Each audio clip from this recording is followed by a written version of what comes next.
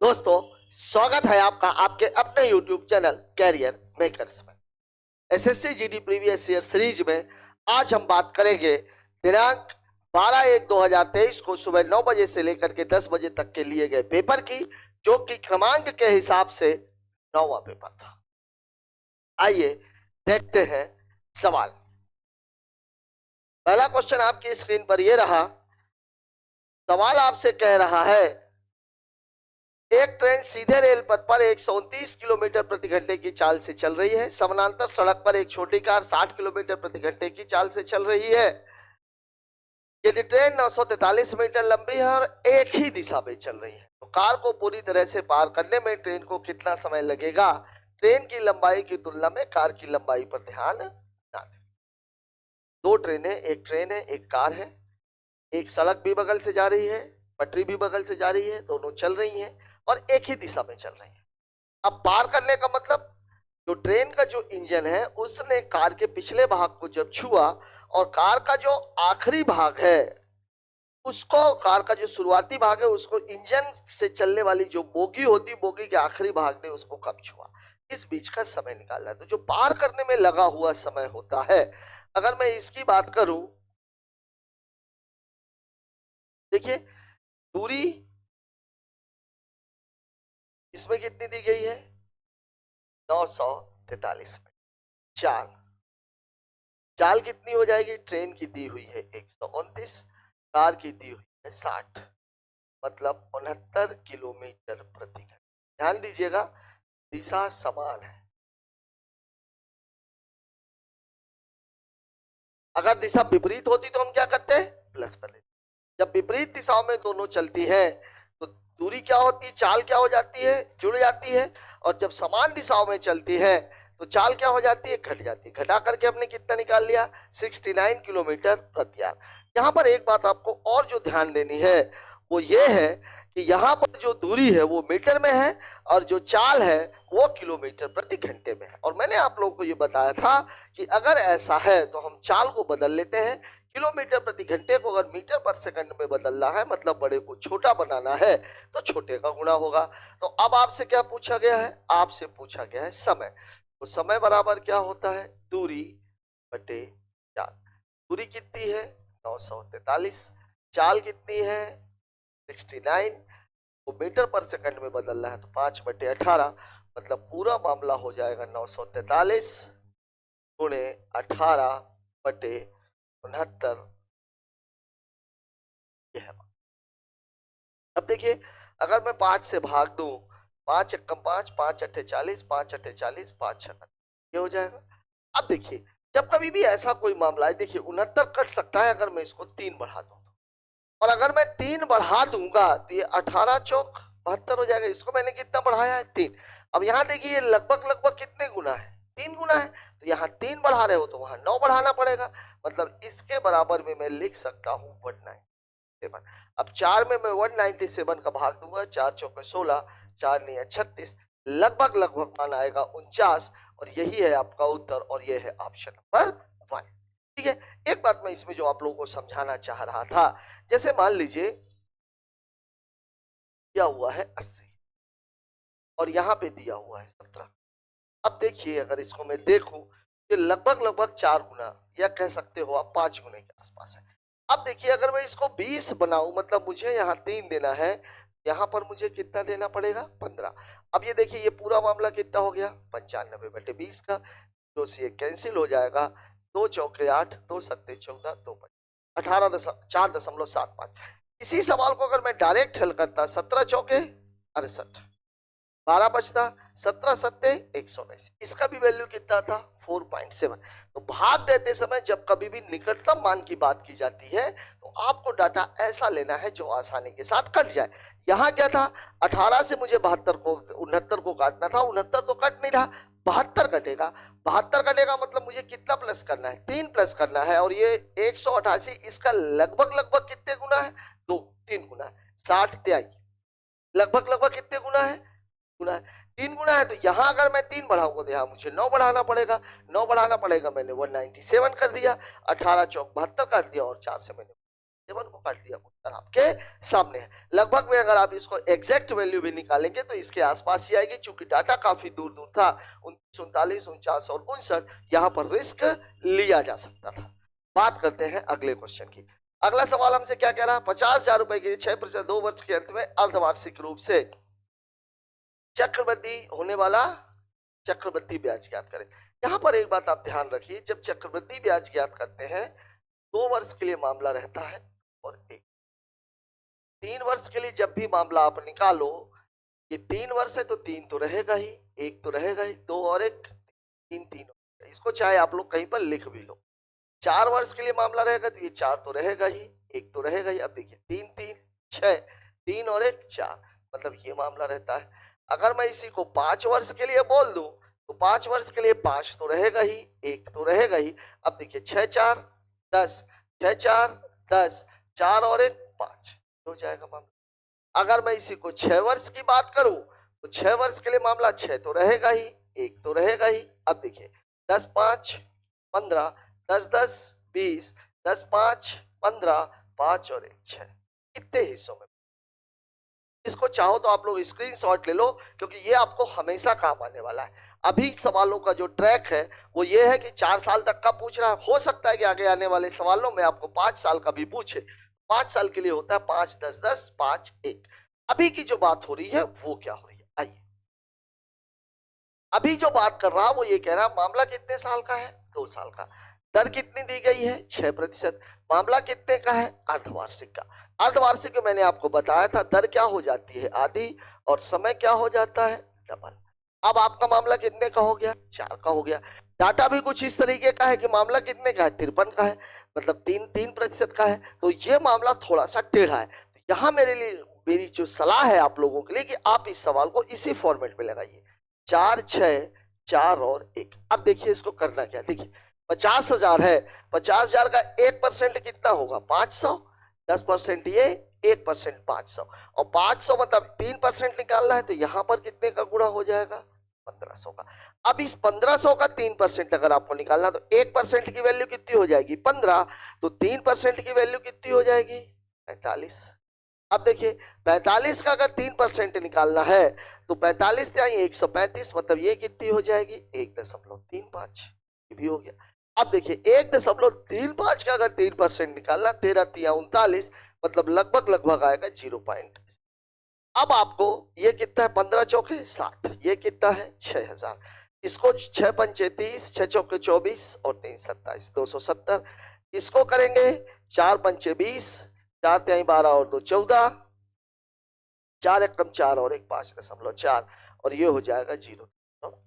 अब इसको आपको जोड़ देना है, 6,000 है, 270 है, ये 5 75, मतलब 6,275। तो क्लियर है, ये 0.44, ये आपका उत्तर, ये हो जाएगी आपकी ब्याज।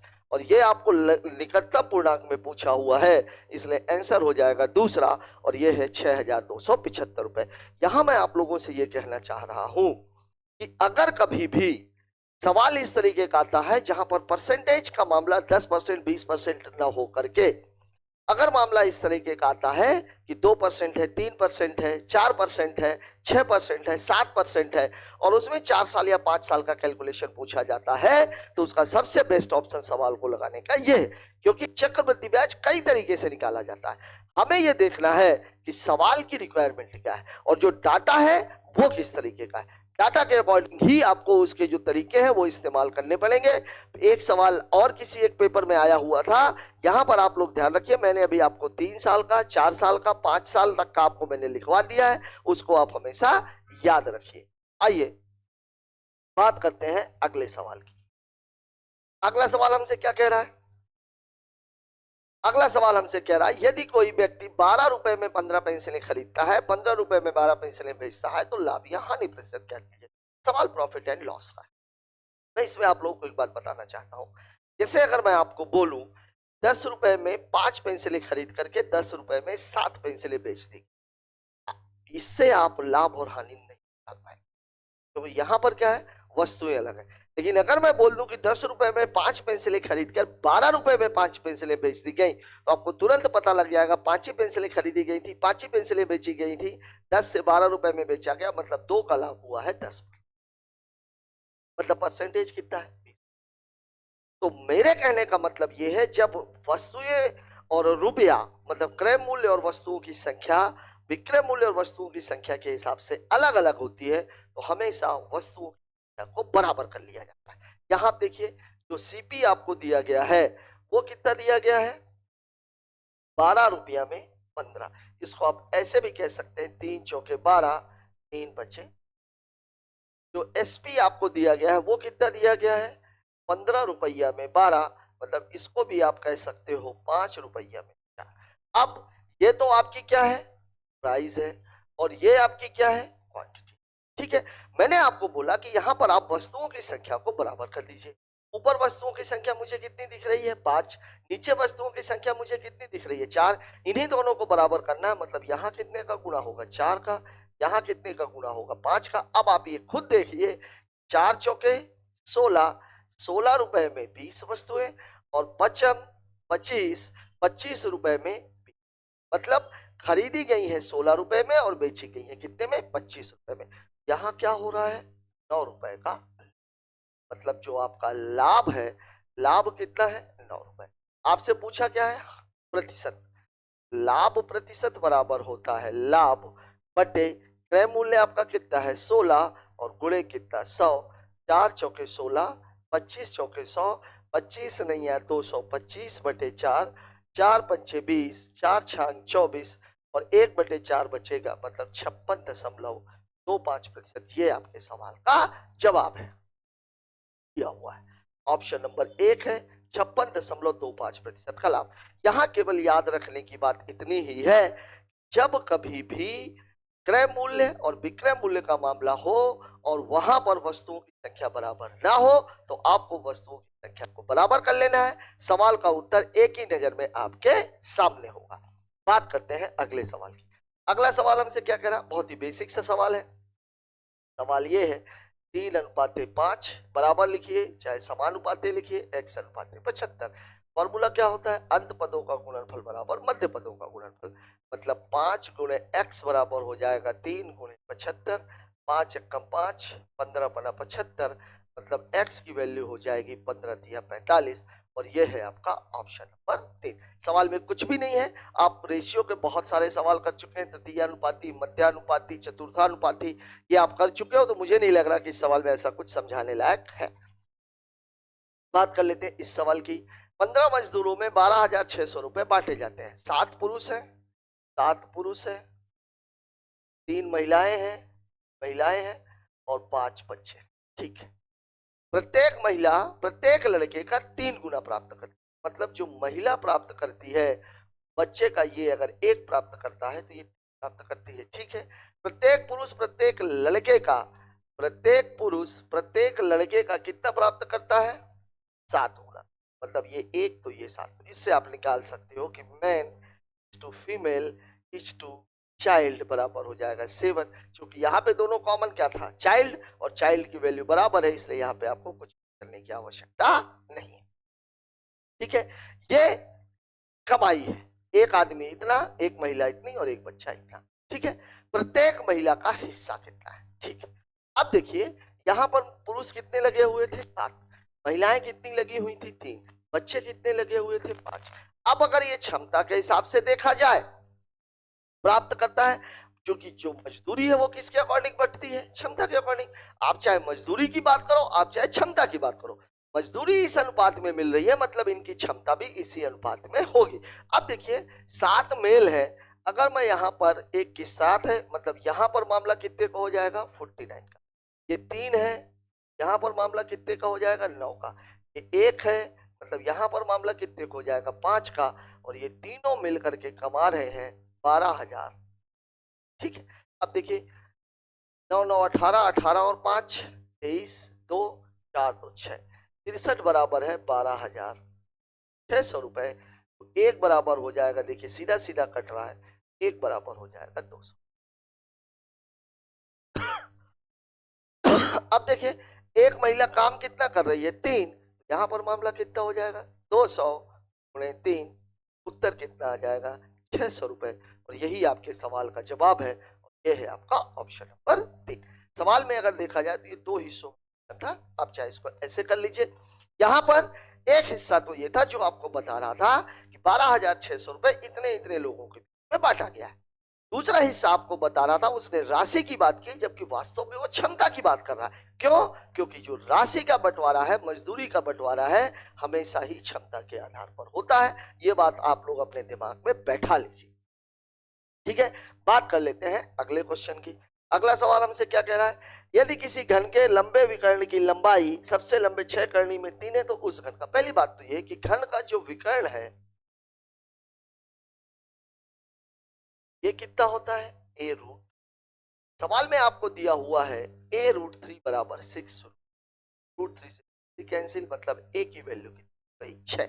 आपसे पूछ किया ना घन का आयतन, और घन का जो आयतन होता है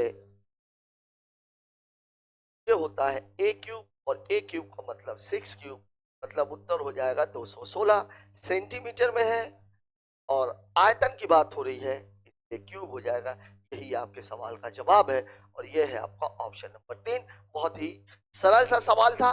डाटा भी उसने ऐसा दे दिया था कि आपको ज्यादा कुछ मेहनत करने की आवश्यकता नहीं है। बात कर लेते हैं अगले क्वेश्चन की।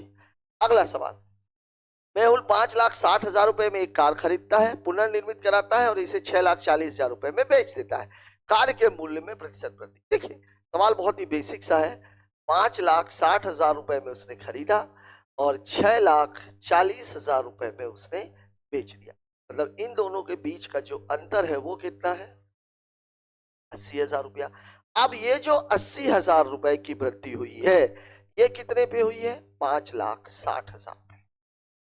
1 2 3 4, 1 2 3 4, 8 कम 8, 8 सत्ते 56 प्रतिशत पूछा है तो गुणे 100, मतलब उत्तर हो जाएगा 14 सही 2/7 प्रतिशत या 100/7 प्रतिशत। जो भी आपको दिया हुआ है वही आप लिख लीजिए 100/7। वैसे 1/7 का मान होता है 14 सही 2/7 प्रतिशत। चाहे ये लिख लीजिए चाहे ये लिख लीजिए। आपको ऑप्शन दिया हुआ है तीसरा नंबर 100/7 प्रतिशत, मतलब उसने उसको ब्रेक नहीं किया। वैसे भी जो भी लोग परसेंटेज पढ़ रहे हैं, थोड़ा बहुत भी अगर आपने मेहनत की होगी तो आपको ये पता होना चाहिए कि 1/7 का मान 14 सही 2/7 प्रतिशत होता है। बात करते हैं अगले सवाल की। अगला सवाल हमसे क्या कह रहा है? एक्स भूतल पर स्थित लिफ्ट में चढ़ता है, 30 मंजिल प्रति मिनट की गति से ऊपर जाती है। वाई उसी समय 50वीं मंजिल पर एक दूसरी लिफ्ट में चढ़ता है जो 45 मंजिल प्रति मिनट की गति से नीचे आती है। एक ऊपर जाती है एक नीचे आती है। ठीक है, इस मंजिल पर उनके मार्ग। बहुत ही बढ़िया सवाल, बहुत ही अच्छा सवाल कहा जाए। सवाल टाइम एंड डिस्टेंस का है। सवाल में आपको यह कह रहा है कि एक लिफ्ट है जो 30 मंजिल प्रति मिनट की दर से ऊपर जा रही है, दूसरी लिफ्ट है जो 45 मंजिल प्रति मिनट की दर से नीचे आ रही है। चाल के लिए मैंने आपको बताया चूंकि एक ऊपर जा रही है एक नीचे आ रही है, मतलब दिशा क्या है दोनों की? अलग अलग। और अगर दिशा अलग अलग है तो चाल क्या होती है? जुड़ जाती है। मतलब यहां पर जो चाल है वो चाल कितनी है? पहली वाली कितने की है? पहली वाली है 30, वाली है 45, मतलब कितना हो जाएगा? 75 मंजिल प्रति।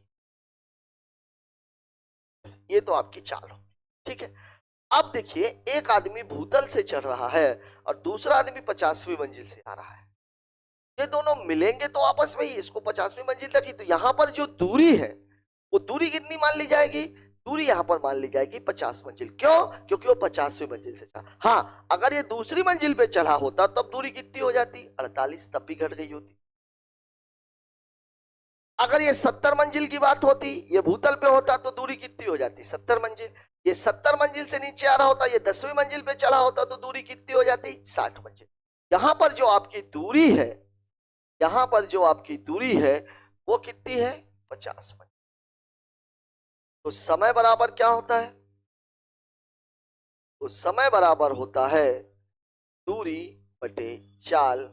मतलब मामला कितने का है? 50/75 का, मतलब 10 5 50, 15 पना 75, 5 दूनी 10, 5 तिहाई 15, मतलब मामला कितने का है? 2/3 का। ठीक है, ये आपका समय है 2/3। इसको आप चाहो तो मिनट भी लिख सकते। अब देखिए मिलने का मतलब ये मिली कब है? 2/3 मिनट के बाद। 2/3 मिनट के बाद। अब आप चाहो तो उससे निकाल लो, ये 50वीं मंजिल वाले से। आप चाहो तो भूतल वाले से निकाल लो। अब चूंकि मंजिल आपसे पूछा हुआ तो बेहतर ये है, चूंकि अगर आप 45 वाले से निकालते हो तो फिर 50 में से उसको घटाना पड़ेगा। और अगर आप नीचे वाले से, चूंकि तो भूतल से गया है, तो भूतल से गया है तो जो मिलने का की मंजिल जो है ये वास्तव में क्या कहला जाएगी? दूरी। और दूरी बराबर क्या हो जाएगा? चाल गुणे समय। अब चूंकि एक की आप निकाले हो, इसकी चाल कितनी है? 30 मंजिल प्रति मिनट। कितने मिनट चली है? 2/3। ये कितना हो जाएगा? 10। मतलब आपका उत्तर आ जाएगा। ठीक है, अगर मान लीजिए मैं उससे निकालता होता 45 वाले से, तो 45 गुणे 2/3, तो ये कितना? 15। 15 दूनी 30, मतलब वो कितना चली है? 30 मंजिल चली है। 50वीं से चली थी तो 50 - 30, इसका भी उत्तर कितना आता? ठीक है, बहुत ही बढ़िया सवाल है। और ऐसा सवाल आगे भी आ सकता है क्योंकि काफी अच्छा क्वेश्चन कहा जाएगा ये। यहां पर आपको ध्यान में क्या रखना है? दोनों लिफ्टों की जो चाल है वो, उसकी जो दिशा है वो, और किस मंजिल से वो चढ़े। ठीक है, अगर वो 70 से चढ़ता है, ये 10 से चढ़ता है, तो दूरी 60 हो गई। क्योंकि वो 50 से चढ़ा है, ये भूतल से चढ़ा है, इसलिए दूरी कितनी है? 50 की।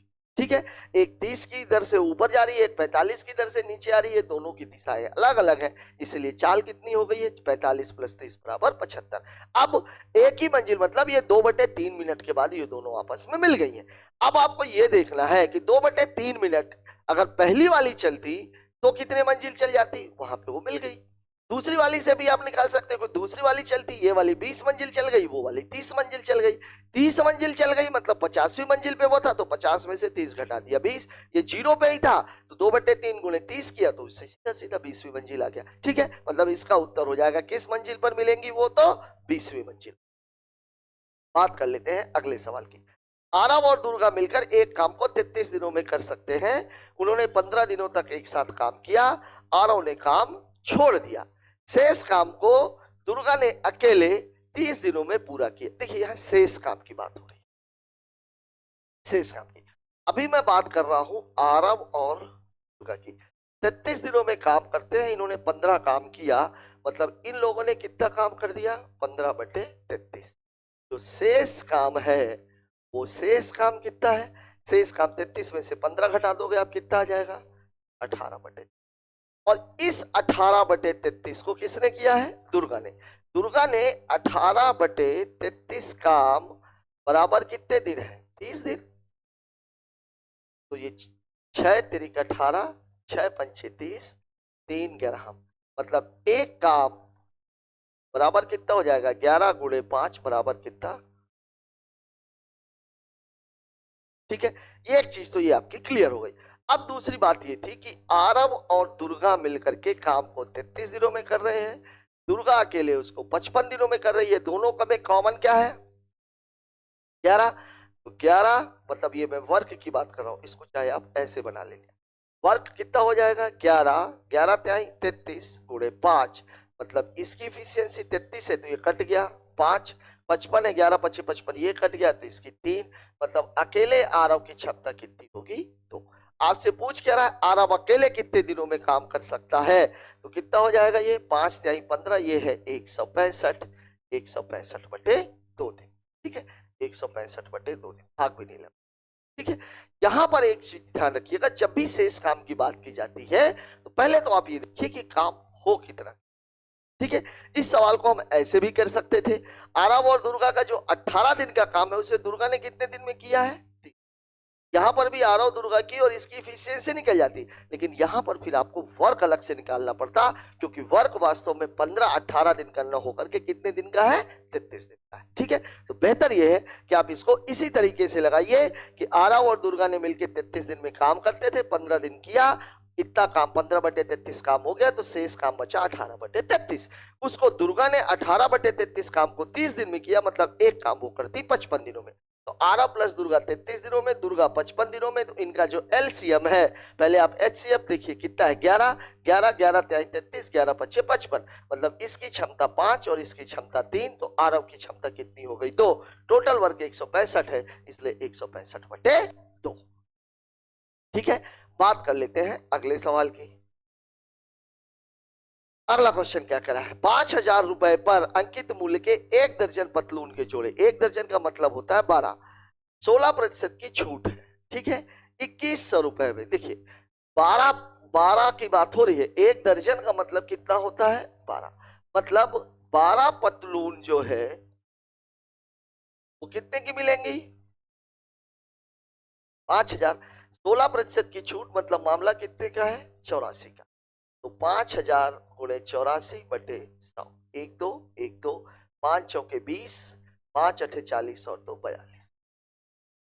4200 रुपए में कितनी पतलूनें आ जाएंगी? 12 पतलून। अब आपसे पूछ क्या रहा है? 2100 रुपए में। कितने में पूछ रहा है? 2100 रुपए में। अब देखिए, अब 4200 से 2100 ये कितना है? भागे 2।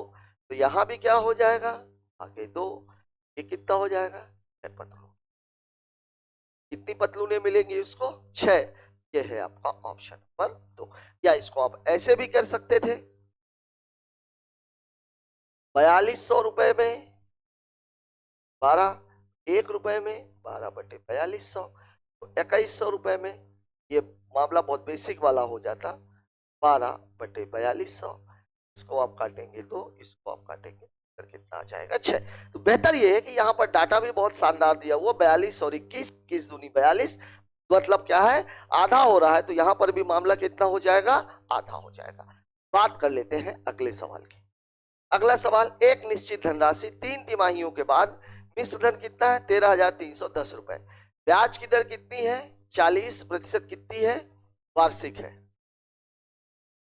और ब्याज तिमाही रूप से चक्रवृद्धि किया जाता है। ठीक है, देखिए तिमाही रूप से किया जाता है। और कितनी तिमाहियों की बात हो रही है? 3 तिमाही की। ये कितनी है? 40। देखिए, अगर मामला तिमाही का हो, अगर मामला तिमाही का हो, दर में क्या करते हैं? 4 का भाग, और समय में क्या कर देते हैं? 4 का। ठीक है, तो यहां पर समय आपको निकालने की आवश्यकता इसलिए नहीं है क्योंकि उसने पहले से ही दे रखा 3 तिमाही, मतलब बात 9 महीने की हो रही है। और तिमाही के हिसाब से निकालेंगे तो 3 का मामला हो जाएगा। अब देखिए दर की अगर मैं बात करूं तो दर कितना था? 40/4, मतलब दर कितनी है? 10%। और 10% का मतलब होता है 1/10, मतलब पूरी स्थिति है 10 से कितनी हो रही है? 11। और 3 तिमाहियों की बात हो रही है, मतलब 10 की घाते 3 से कितना होना चाहिए? 11 की घाते 3, मतलब 1000 रुपया। कितने रुपया बन जाएगा? 1331। ठीक है, अब देखिए इसकी वैल्यू कितनी दी हुई है? 13,310, यही दी है। मतलब यहाँ पर कितने का गुणा हो रहा है? 10 का। 1 जीरो बढ़ गया है, यही 1 जीरो आप यहाँ बढ़ा दीजिए और यही आपका उत्तर है। और ये है कितना? 10,000। सवाल में कुछ भी नहीं है, केवल एक बात जो समझने की है कि जब मामला अर्धवार्षिक का होता है तो दर आधी, समय 2 गुना। जब मामला तिमाही का होता है तो दर चौथाई और समय 4 गुना। ठीक है, बात कर लेते हैं अगले क्वेश्चन की। अगला सवाल हमसे क्या कह रहा है? आकाश अपने घर से स्कूल तक की दूरी अपनी साइकिल से 3 बराबर भाग, ये ध्यान रखिएगा, 3 बराबर भाग। यहां मैंने आप लोगों को बताया था कि अगर बराबर भागों में दूरी को बांटा जाता है तो औसत चाल बराबर हो जाता है दूरी 1 प्लस दूरी 2 प्लस दूरी 3 प्लस जितने भी भागों में बांट दिया जाए। और यहां पर दूरी 1 बटे चाल 1 प्लस दूरी 2 बटे चाल 2 प्लस। अब यहां देख लीजिए, मैंने आपको एक चीज और बताई थी कि जब भी इनको बराबर भागों में बांटा जाता है तो हमेशा ये बात ध्यान रखिए कि प्रत्येक भाग की वैल्यू को कितना मान लेते हैं? 1। ठीक है, 3 बराबर भागों में बांटा गया तो 1 प्लस 1 प्लस 1। पहली दूरी 1, चाल कितनी दी हुई है? 5। दूसरी दूरी 1, चाल कितनी दी हुई है? 10। तीसरी दूरी 1 और चाल कितनी दी हुई है? 15। ठीक है, अपने घर से स्कूल तक जाने में आकाश की औसत चाल क्या? देखिए 5, 10 और 15 का, यहां तो मामला हो गया 3 का। 5, 10 और 15 का जो एलसीएम है वो कितना हो जाएगा? 30। 30 मैंने ऊपर क्यों लिख दिया? क्योंकि अल्टीमेटली ये नीचे है तो ऊपर ही जाना। अब ये 5 का भाग 30 में देंगे तो कितना आ जाएगा? 6। 10 का भाग 30 में देंगे तो कितना आ जाएगा? 2। 15 का भाग 30 में देंगे तो कितना आ जाएगा? 1। मतलब पूरा का पूरा जो मामला है वो 3 गुणे 30 बटे कितना हो जाएगा? 9। 3 त्रिकाई 9, 3 दाहम 30, उत्तर कितना हो जाएगा? 10। और यही आपके सवाल का जवाब है। वैसे मैं आप लोगों को एक बात बता दूं, यहां पर आप सवाल को देख के भी उत्तर कर सकते थे। क्यों? देखिए 5, 10 और 15 दूरियां चूंकि बराबर है, यहां भी अंतर 5 का है, यहां भी अंतर 5 का है, और अगर अंतर समान है तो औसत हमेशा बीच का मान होता है, और बीच का मान कितना था? 10, इसलिए आपका उत्तर है। ठीक है, बात कर लेते हैं अगले सवाल। ध्यान रखिएगा, बीच का मान उत्तर तभी हो सकता है जबकि अंतर क्या हो? समान हो, और दूरी भी क्या हो? समान हो। 12 महिलाएं और 16 पुरुष एक काम को 11 दिनों में कर सकते हैं। प्रत्येक महिला उस कार्य को करने के लिए एक पुरुष द्वारा लिए गए समय का 2 गुना समय लेती है। अगर महिला समय 2 गुना लेती है, मतलब जो उसकी क्षमता है वो आधी है। समय अगर 2 गुना, मैंने आप लोगों को ये बात बताई थी कि अगर काम समान हो तो समय और क्षमता का अनुपात एक दूसरे का अपोजिट होता है। यहां देखिए, आपको ये है मान लीजिए मेल और ये है आपका फीमेल। यहां पर टाइम दिया गया, क्या बोला है? प्रत्येक महिला कार्य करने के लिए पुरुष द्वारा लिए गए समय का 2 गुना समय, मतलब ये 1 समय लेगा तो ये 2 समय लेगा, तो इसकी एफिशिएंसी कितनी हो जाएगी? 2। और ये बात याद रखनी। तो 16 पुरुष उसी काम को कितने दिनों में करेंगे? अब आप देखिए, सवाल आपको बोल रहा था 16 मेल, नहीं सॉरी, हाँ, और 12 फीमेल कितने दिनों में कर रहे हैं?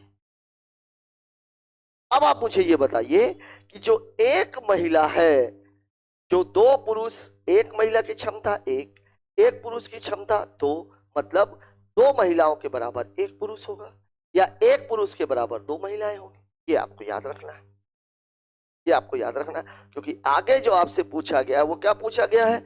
16 पुरुष उस काम को कितने दिनों में करेंगे, ये आपका सवाल। ठीक है, डायरेक्ट लगाने का तरीका क्या है? पुरुष पुरुष पूछ रहा है। अब पुरुष को ये 12 महिलाएं, 12 महिलाएं किसके बराबर हो जाएंगी? 6 पुरुषों के बराबर। तो ये कितना है? 16 प्लस 6 और गुणे कितना है? 3, मतलब ये कितना है? 22 पुरुष। पुरुष की बात हो रही है यार, मेल की,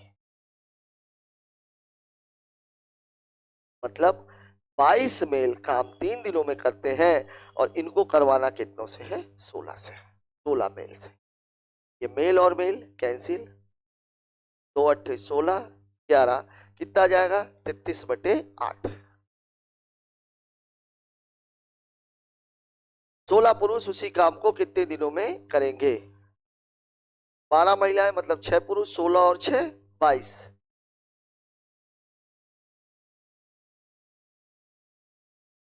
22 गुणे 3 66।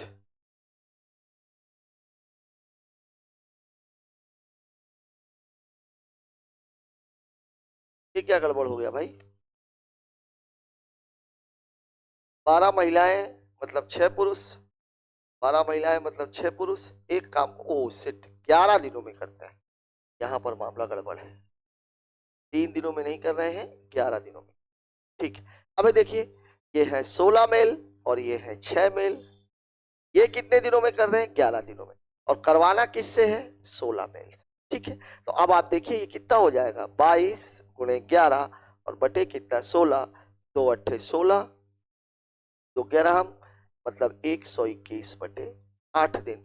और यही आपके सवाल का जवाब है, और यह है आपका ऑप्शन नंबर 1।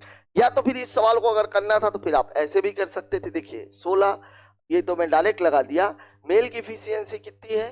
2 है। इसकी एफिशिएंसी कितनी है? 1 है।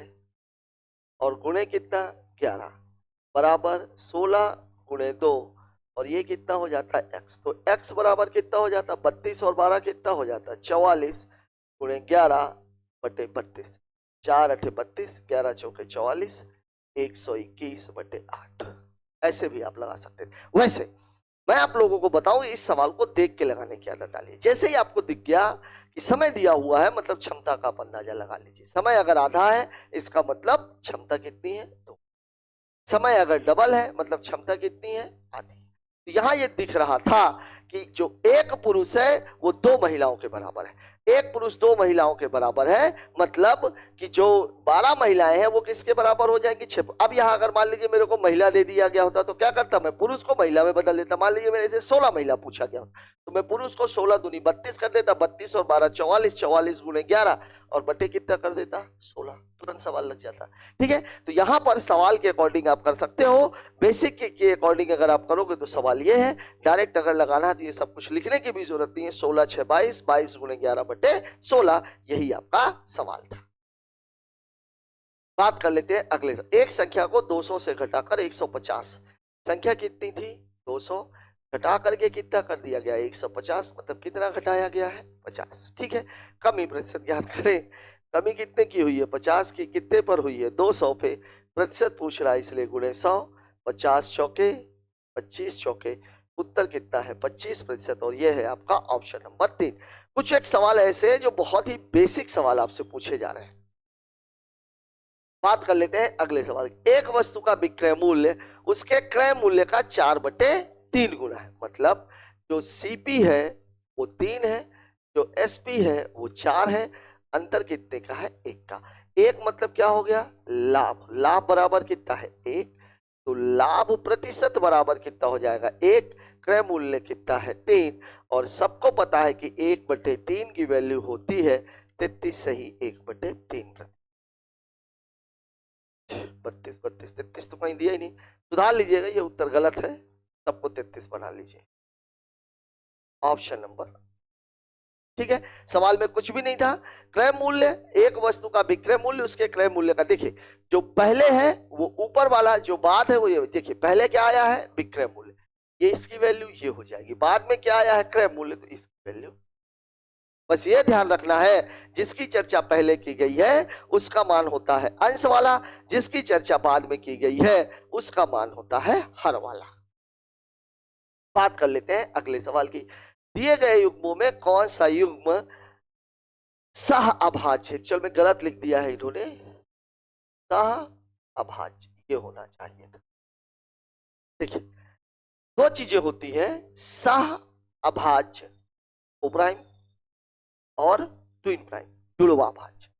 सहभाज्य में केवल एक ही शर्त रहती है कि दोनों को संख्याएं जो लिखी हुई हैं वो किसी एक नंबर से नहीं कटनी चाहिए। जुड़वा भाज्य में शर्त क्या रहती है? पहली बात, दोनों संख्याएं अभाज्य होनी चाहिए और दोनों के बीच में अंतर जो है वो कितने का होना चाहिए? 2 का। जैसे 5 और 7, जैसे 11 और 13, ये क्या है? जुड़वा भाज्य। सहभाज्य कुछ भी हो सकता है, जैसे 9 और 14 सहभाज्य, क्योंकि दोनों के बीच में 9 3 से कटेगा और 14 किससे कटेगा? 14 कटेगा 2 और 7 से, दोनों किसी एक संख्या से नहीं कटेंगे। अभी बात हो रही है सहभाज्य की। देखिए 36 और 15 ये दोनों 3 से कट जाएंगे, इसलिए ये उत्तर हो नहीं सकता। 9 और 63 ये भी 3 से कट जाएंगे, इसलिए ये भी उत्तर नहीं हो सकता। 21 और 42 ये भी 3 से कट जाएंगे, इसलिए ये भी उत्तर नहीं हो सकता। 11 और 21 ये किसी से नहीं कटेंगे, मतलब आपका उत्तर है ऑप्शन नंबर 4। ठीक है, बात कर लेते हैं अगले सवाल की। अगला सवाल हमसे क्या कह रहा है? 2 एथलीट ए और बी एक ही आरंभिक बिंदु से 1800 मीटर लंबाई के एक गोलाकार ट्रैक पर एक ही समय पर 9 मीटर पर सेकंड और 6 मीटर पर सेकंड की चाल से दौड़ना शुरू करते हैं। विपरीत दिशाओं में दौड़ते हुए वो कितने अलग अलग बिंदुओं पर, यहां पर 1800, सवाल जो है उसको थोड़ा सा समझिए। ये एक ट्रैक है, यहां से 2 लोगों ने एक इस तरफ दौड़ना शुरू करता है, एक इस तरफ। ठीक है, ये दोनों अगर एक ही बार की बात की जाए तो एक ही बार में ये एक बार कहीं पर मिलेंगे और फिर मामला ये है कि ये दोबारा जब यहां पर आएंगे इस पॉइंट पर, ये घूमते घूमते यहां पर आ जाए और ये भी घूमते घूमते यहां, मतलब इस पॉइंट पर जब दोनों आ जाएं, दोनों आ जाएं, जब दोनों उस पॉइंट पर आ जाएं तो उस पॉइंट पर आने तक वो कुल कितनी बार मिल चुके होंगे? अब तक नहीं, कुल कितनी बार मिल चुके होंगे। यहां पर जो ध्यान देने की बात है वो ये है कि देखिए पहले वाले के मैं अगर एथलीट ए की बात करूं तो इसका जो समय रहेगा वो कितना रहेगा? 1800 और बटे कितना? 9। अगर मैं बी की बात करूं तो कितना रहेगा 1800 और बटे 6, मतलब इसका मामला कितने का रहेगा 200 का, और इसका मामला कितने का रहेगा 3। ठीक है, अब मिलने की अगर बात आएगी तो मुझे क्या निकालना है इन दोनों का एलसीएम, और 2 और 3 का एलसीएम कितना होता है 600। मतलब ये लोग कब मिलेंगे 600 सेकंड के बाद। कब मिलेंगे ये लोग मिलेंगे 600 सेकंड के बाद। अब यहां पर एक बात और भी है, देखिए सवाल चाल से दौड़ना शुरू करते हैं किस दिशाओं में, विपरीत दिशाओं में। एक बार मिलने में जो समय लगेगा, एक बार में लगा समय जो रहेगा वो कितना रहेगा, दूरी कितनी है 1800, चाल एक की है 9, एक की है 6, चूंकि विपरीत दिशा इसलिए धन हो जाएगा। तो ये कितना हो जाएगा 1800 बटे 15, काट देंगे तो कितना आ जाएगा 100। तो मिलेंगे कितनी बार 600 सेकंड वो दौड़ते हैं, हर 120 सेकंड में मिलते हैं, मतलब टोटल कितनी बार मिलेंगे वो 5 बार। मतलब इसका उत्तर हो जाएगा ऑप्शन नंबर 1। ठीक है, ध्यान दीजिए सवाल में आपको ये नहीं सोचना है कि 18, वो सवाल आपको ये कह रहा है उस जगह से उन्होंने दौड़ना शुरू किया है, अब फिर उसी जगह पे वो आ रहे हैं, तो वो कब उस जगह पर पहुंचेंगे, वो तब उस जगह पर पहुंचेंगे जब उनके समयों का एलसीएम हो, क्योंकि हम समय की बात कर रहे हैं। तो समय एलसीएम कितना है 600, और एक बार जब उन्होंने दौड़ना शुरू किया तो वो मिलेंगे कब, जब दोनों के द्वारा तय की गई दूरी कितनी हो 1800 हो। चाल जो आपको दी गई है वो दिशा कौन सी दी गई है विपरीत, तो चाल क्या हो जाएगी जुड़ जाएगी, तो 9 और 6 15, मतलब पहली बार वो मिलेंगे 120 सेकंड के बाद। अब वो टोटल दौड़ेंगे कितना 600 सेकंड, 120 सेकंड में एक बार, तो 600 सेकंड में 5 बार। अगर यही दिशा समान होती, समान दिशा होती, तो समान होने पर क्या हो जाता 1800 बटे 9 माइनस 6, मतलब 1800 बटे कितना 3, तो कितना हो जाता 600 सेकंड। तब उत्तर कितना आ जाता, कितनी बार मिलते हैं वो केवल एक बार, क्योंकि 600 बटे 600 मतलब उत्तर कितना हो जाता है 1। ठीक है, ये तो दोस्तों सवाल का बेसिक है, जैसे आपको सवाल को लगाना है। एक तरीका मैं आपको इसका और बता देता हूं, बिल्कुल डायरेक्ट तरीका क्या है, आप चाल का अनुपात निकाल लीजिए। इसका अनुपात निकालना है चाल का। देखिए एथलीट ए की चाल कितनी है 9, एथलीट बी की चाल कितनी है 6, रेशियो कितना है 3 और 2 का। ठीक है, अगर बात विपरीत की हो रही हो, मतलब विपरीत दिशा में, तो विपरीत दिशा के लिए क्या हो जाएगा 3 + 2, मतलब कितनी बार 5 बार। और अगर बात हो रही हो समान दिशा की, अगर बात हो रही हो समान दिशा की, समान दिशा में वो मिलेंगे 3 - 2, मतलब कितनी बार। डायरेक्ट सवाल, डायरेक्ट लगा लेगा, आपको करना कुछ नहीं है, केवल चाल का अनुपात निकाल लेना है और ये देख लेना है कि वो वास्तव में विपरीत दिशा में चल रहे हैं, समान दिशा में चल रहे हैं। विपरीत दिशा में चल रहे हैं तो दोनों को जोड़ दीजिए, समान दिशा में चल रहे हैं तो दोनों को घटा दीजिए। ठीक है, मतलब इसका उत्तर कितना हो जाएगा, चूंकि विपरीत दिशा की बात हो रही थी इसलिए आंसर कितना हो जाएगा नंबर 1, कितनी बार 5 बार। समान दिशा पूछ लेता तो उत्तर कितना हो जाता 1 बार। बात कर लेते हैं अगले सवाल की। एक पंखे का अंकित मूल्य उसके क्रय मूल्य से 25% अधिक है। ठीक है, क्रय मूल्य अगर मान लीजिए 100 है तो अंकित मूल्य कितना है, अंकित मूल्य कितना है 125। ठीक है, अंकित मूल्य पर 12% की छूट, 12% की छूट का मतलब हुआ सामान कितने में बेचा जा रहा है 88 में, मतलब इसका जो विक्रय मूल्य है वो कितना हो जाएगा 125 का सामान 88% में बेचा जा रहा है। 25 पंचे 125, 25 चौके 100, 22 चौके 88, मतलब सामान बेचा कितने में गया है 110 में। लाभ प्रतिशत ज्ञात कीजिए। अब देखिए इन दोनों का अंतर, इन दोनों का जो अंतर है वो कितने का है 10 का, मामला 100 का ही है, तो उत्तर कितना आ जाएगा 10%। कुछ भी करने की आवश्यकता नहीं है, आंसर कितना हो जाएगा ऑप्शन नंबर 1।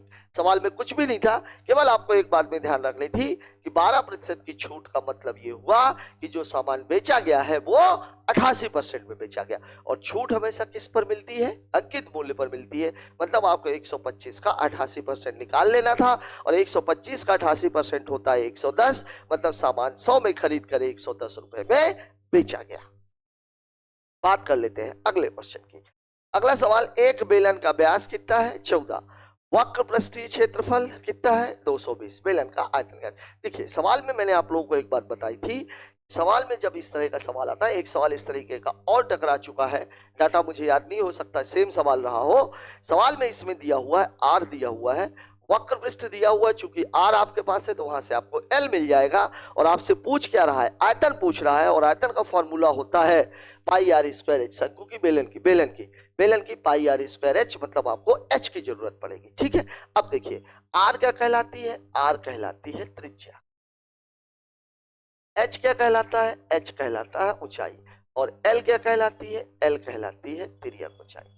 अब यहां एक बात ध्यान रखिएगा कि एच बराबर होता है root of L square minus R square. यहां से आपको आर मिलने का काम होगा, आर बराबर 14/2, मतलब कितना हो जाएगा 7। अब देखिए वक्र पृष्ठ बराबर होता है पाई आर एल, और इसकी वैल्यू कितनी दी गई है 2। ठीक है, 22/7 गुणे 7 गुणे एल बराबर 220, 7 से 7 कैंसिल हो जाएगा, तो एल बराबर हो जाएगा 220/22, मतलब पूरा मामला कितने का है। ठीक है, अब आपको एच निकालना है, तो एच निकालना है तो एच बराबर ये कितना है 10 का स्क्वायर माइनस 7 का स्क्वायर। और यहां भी मैंने आप लोगों को एक बात बताई थी, यहां मैंने आप लोगों को क्या बताया था, जब कभी भी ए स्क्वायर माइनस बी स्क्वायर का मामला हो तो आप पूरा पूरा न घटा करके आप ऐसा कर लीजिए कि a plus B A minus B, मतलब मैं जो आपको कहना चाह रहा हूं, एक बार इनको जोड़ लीजिए तो 10 और 7 17, एक बार इनको घटा लीजिए तो 17 दिया, कितना हो जाएगा, ये इसकी एच है। अब सवाल आपसे पूछ रहा है व्यास वक्र पृष्ठीय क्षेत्रफल कितना है 220, पाई आर एल, एल 22 110। ठीक तो है सवाल, डाटा कुछ गड़बड़ है क्या, एल बराबर 10 7, ठीक है देखते हैं। ठीक है, अब देखिए आपका मामला कितना है, आयतन, आयतन बराबर होता है पाई आर स्क्वायर एच, पाई की वैल्यू 22/7 गुणे इसकी 7 गुणे 7 गुणे रूट ऑफ। ठीक है, यही कुछ मामला मुझे जम नहीं रहा।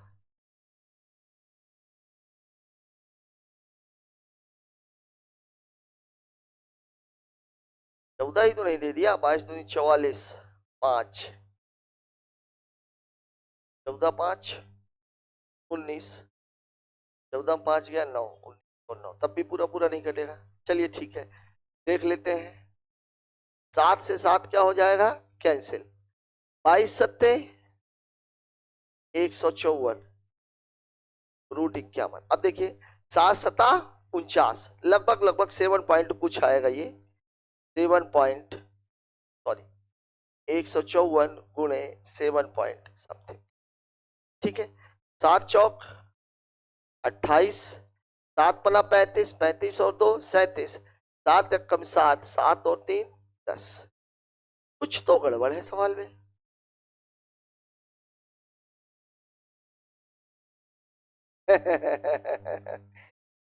सवाल मैंने पूरा लगा दिया शंकु के आधार पे।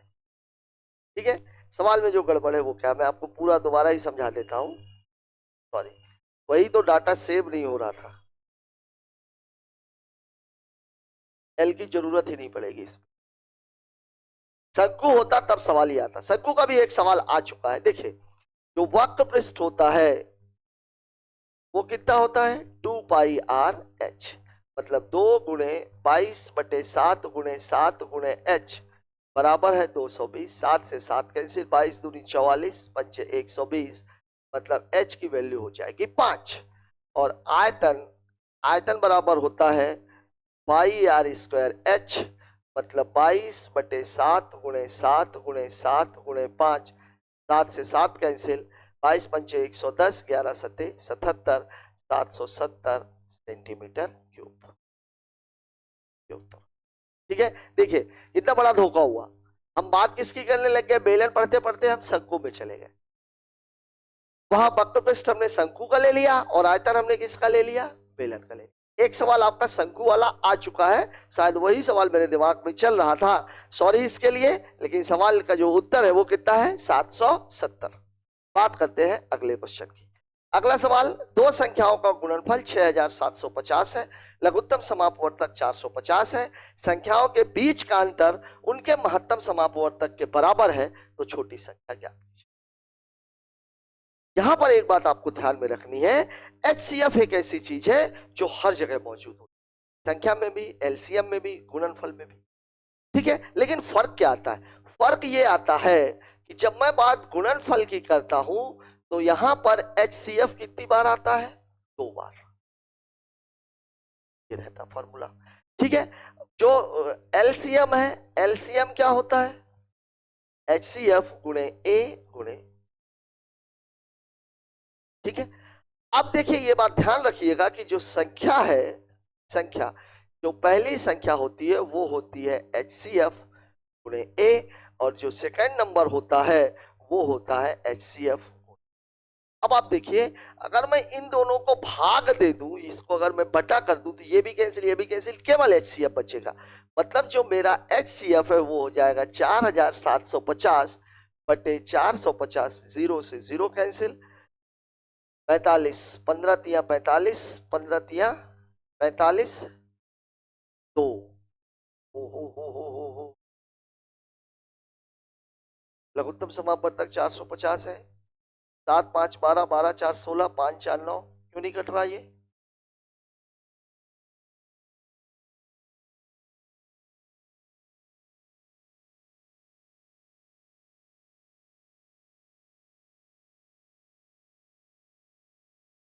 चलिए इसको दूसरे तरीके से देखते हैं। एलसीएम कितना दिया गया है? 450। 450 का मतलब, 0 का मतलब हो गया 2 गुणे 5, 45 का मतलब हो गया 5 गुणे 9, ठीक है।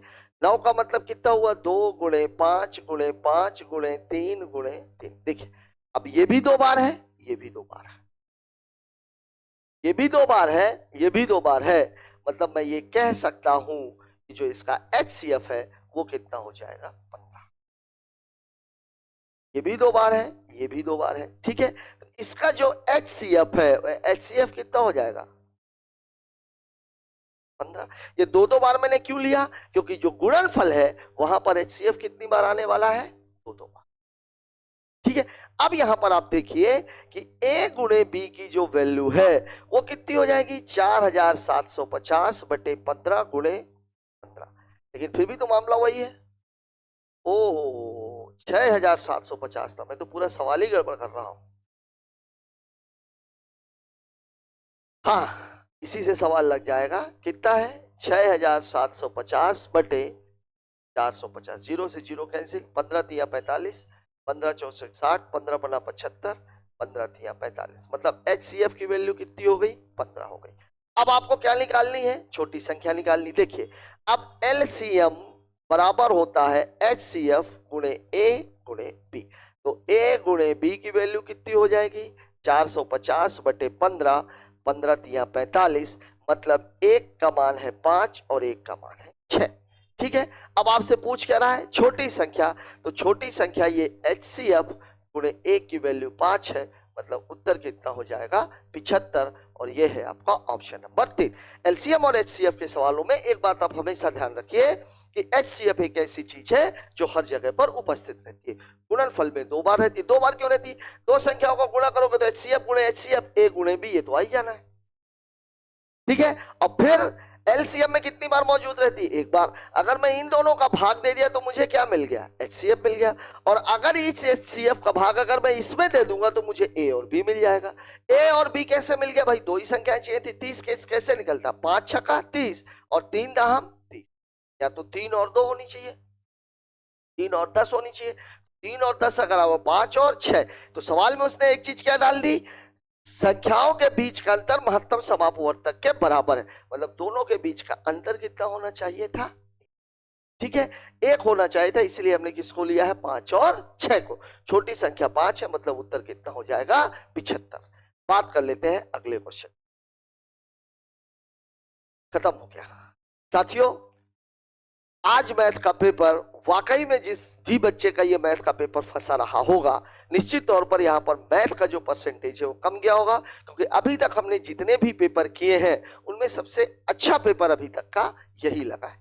जिन बच्चों का इसके पहले पेपर फंसा रहा होगा, निश्चित तौर पर वहां पर जो कट ऑफ है वो कम गया होगा और उनको कहीं ना कहीं नॉर्मलाइजेशन का फायदा भी मिला होगा। मुझे आशा ही नहीं पूरा भरोसा है कि आज के इस पेपर के साथ आपको बहुत कुछ नया सीखने को मिला होगा और आपको यह अंदाजा भी लग गया होगा कि एसएससी जीडी के पेपर भी इतने आसान नहीं होते। मेरा ये सोचना कहां तक सही है कमेंट बॉक्स में जाकर जरूर बताएं। मिलते हैं कल फिर एक नए वीडियो के साथ, तब तक के लिए जय हिंद।